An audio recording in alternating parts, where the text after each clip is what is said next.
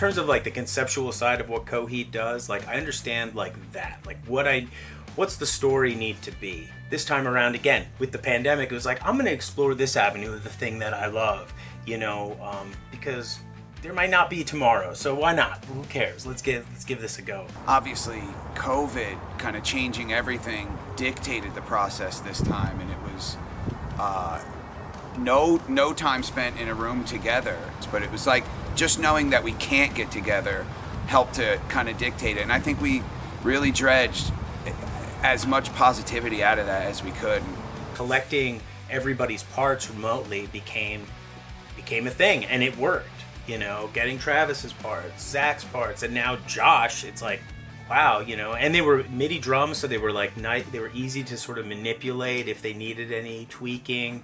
And it also gave, you know, Zakk Cervini a clearer idea and something that he could manipulate as well.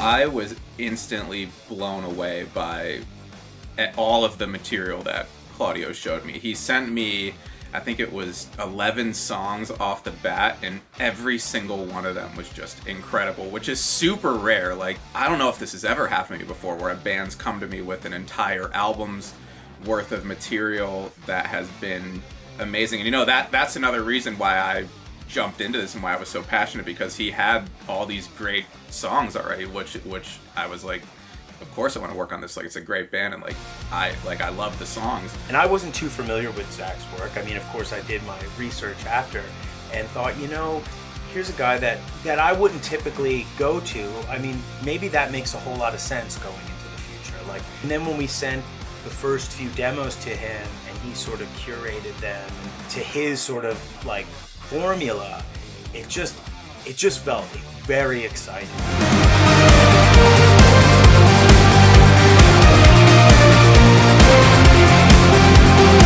There are some songs that definitely step outside of the comfort zone. There are some, like, what I think to consider like straight pop songs. So in that way, I feel like there might be some challenging moments. You know, that happens with every Coheed record. There's always like a moment on the album where people are like, did they go too far? You know, but like I said, you know, the pandemic, I was just like, what? Who gives a shit?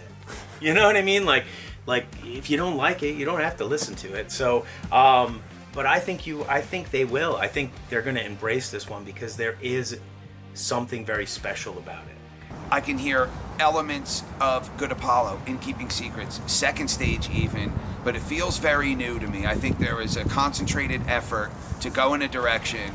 You know, we're tied to the lineage and we're tied to these roots, but to take this in a new direction, and that can be sometimes a frightening thing. I mean, you know, especially a band that has a legacy that's intact and a history that people care about, that we care about. We care deeply about our history and all that we've created, but I feel like there's bold new directions with this record, while still being tethered to what Coheed and Cambria is, which is not always an easy feat. As much as I say, like, I think it will challenge them, I think that's just me being like a pessimist. You know, somewhere in here, I honestly think the fans are going to fully embrace this and might even come to think of it as the band's best record. Coheed in general, they're just incapable of making bad music. Like, it just doesn't happen. And yeah, I'm absolutely just blown away by everything that they've come up with, and I'm just happy to be involved, honestly. You know, I just wanted to make the best record that could accompany what I think will be a very cool part in the story.